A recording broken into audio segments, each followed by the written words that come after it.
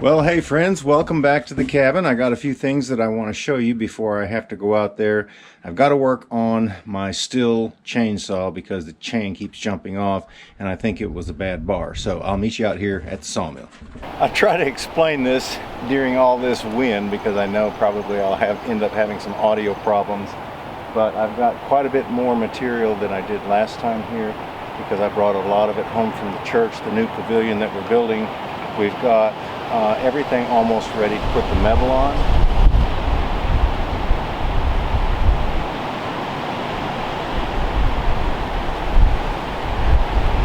So I have plenty more material to build my boards and battens with and make the stakes as we continue to work on the new workshop.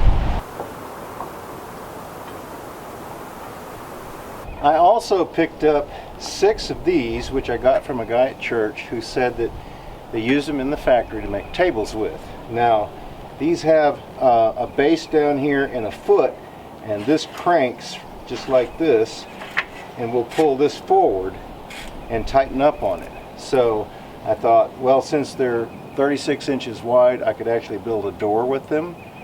So I went ahead and got 6 of them, but I'm going to have to oil them up real good so that they work well. But yeah, I think that these are going to be a good addition to a lot of the things that I'm doing up here at the Outpost. Well friends, I'm going to have to do a little bit of work on this saw because this is, I think, the 3rd time that I will have changed the bar on this saw. And partly I'm not really sure for the reason, but the bar gets to where the chain won't stay in it. It doesn't appear to be like the bottom of the chain is worn. So the bar, to be honest with you, I do not like the way that Stihl makes their bars. My Husqvarna, and the reason that I bought this Oregon blade right here along with the chain is supposed to work on this Stihl MS-180, but it won't because you can't tighten it up enough. But these bars have a little hole in them, one there and one on this side. And if you don't know what that is a grease cert. That is where you take a grease gun like this, you take and you put it in this hole right here and you push on it, which puts grease in the end, because that's where all the stress on your bar is, right there on the tip, where that, not only where you're sawing but also where this thing is turning around. So I happened to stop at Ace Hardware. They had a Stihl bar, but they did not have a Stihl chain. They said they were on back order. But he gave me an Oregon chain that he said will work. That's what they sell. I said, now, I've got one of these outfits at home and it will not work. I said, but if you say that it will, I will take it.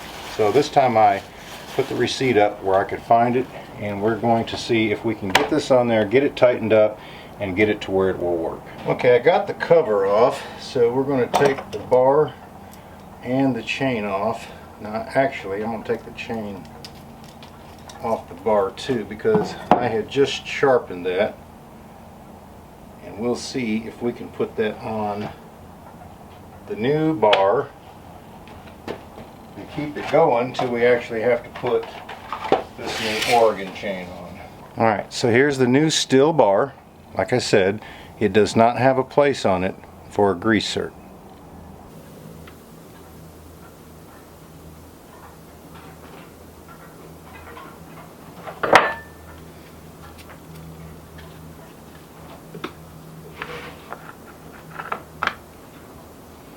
We will get this put together, take it down there and try it out.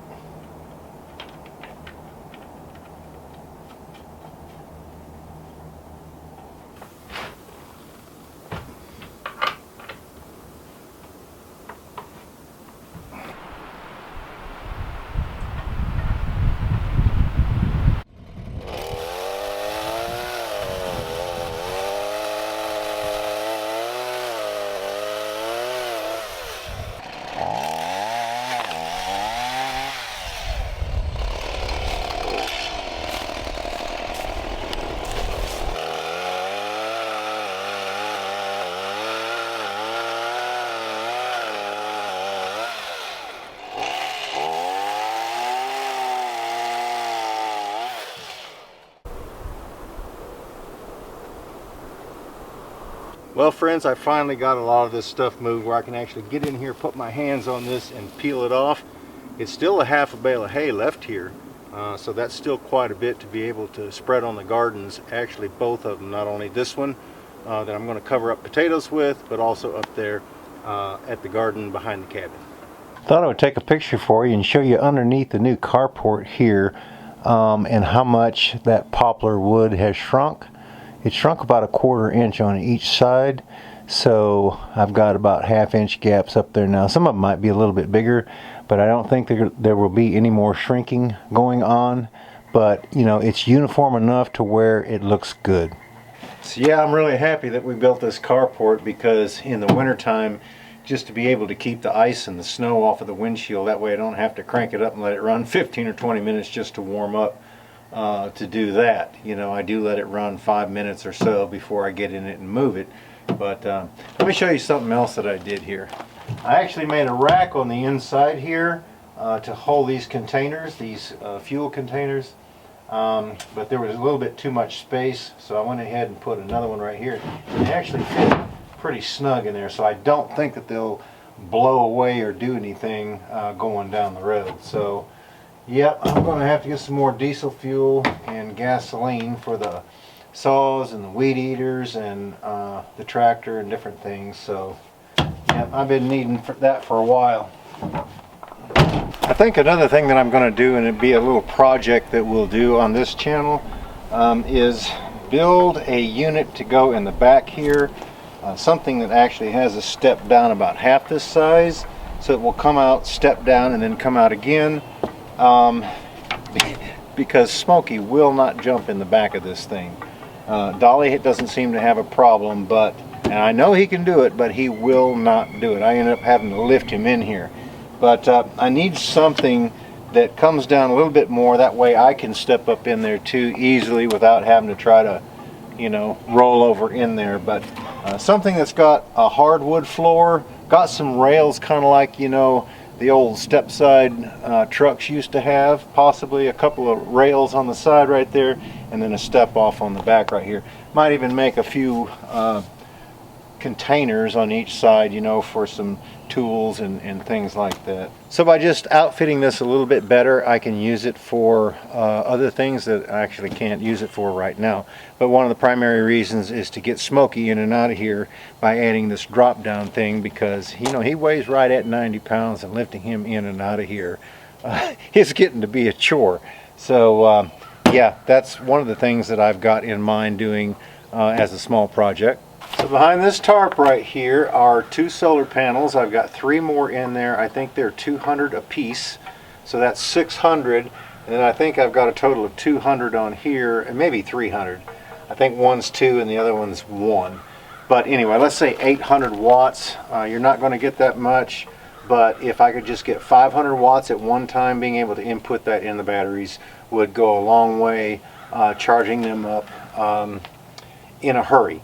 As opposed to taking them somewhere and charging them up by AC. So I've got to get those other 3 panels out, build some sort of an array to put them on, and start using a lot of this summer sun to be able to charge the units that I've got inside. Well, you know, I was looking at the forecast for next week, and I think there's a couple of days it's going to get down into the high 30s. That's kind of crazy for this time of the year, but you know, the whole year's actually been crazy, and all this wind too that we've been having. Never have I seen it, the wind's so strong. You know, wind is not something that's unusual around here, but with the amount of wind that we have been getting, you know, a person needs windmills up here, not solar, with the amount that we've been getting. But that's something else that I might try. I think I can get my hands on a unit for about 500 bucks, and just, you know, cut a tree off, stick it up there, and let it go. You know, the reason that I didn't put a turbine on top of that tower up there, because I was afraid is with it rotating, the vibrations, it might not be able to keep the signal as well. So I thought, you know, if I add a windmill up here, I'll just put it on a big large post. But yeah, that's something else that we could do to try up here, you know, to be able to help develop some more energy, especially if we're going to be having this much wind all the time. It's been like a solid month now of nothing but just high winds and downed trees and damaged structures. We got the fence down here in the lower garden, and we got the fence up there in the pig pen that we're going to have to fix. So anyway, yeah, the weather has been kind of strange, but it is spring now, so I'm not going to complain. I'm going to say hallelujah and praise the Lord that we made it to spring, and it's time for planting, and looking forward to summer getting here. You know, the other thing that we're really happy about is this grapple right here and the new tractor. This has made all the difference in doing what we're doing up here at the Outpost. But yeah, this thing right here will allow us to reach in there, grab what we need to, transport it, and stack it up. Of course, you know, with all the trees that we've got down now, with all the weather that we've had recently, we're going to have to find a place to stack all that stuff. But we will have lots of wood in stock for future projects. We're going to go ahead and cut the video here, friends. I've got a lot of work to do down there at the workshop. We're getting started on that again. So be looking at the Outpost channel for future videos on building the timber frame workshop. Friends, thanks for watching. We really do appreciate it. And we look forward to seeing you back up here at the cabin again next time.